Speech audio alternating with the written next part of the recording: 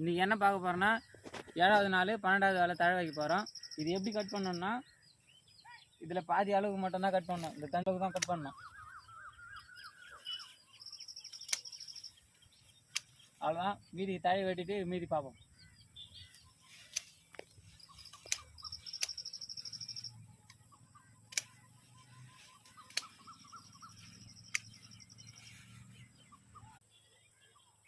கட்டரை உபயோகப்படுத்துங்க.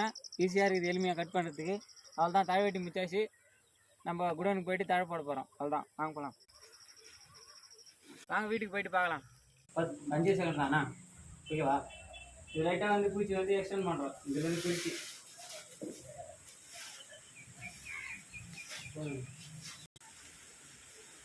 Vijitha green வந்து ஒரு 200 gram போட போகிறோம். துணியில் கொட்டி ஒரு சில நேரம் வச்சிடலாம். அதான் முடிவு.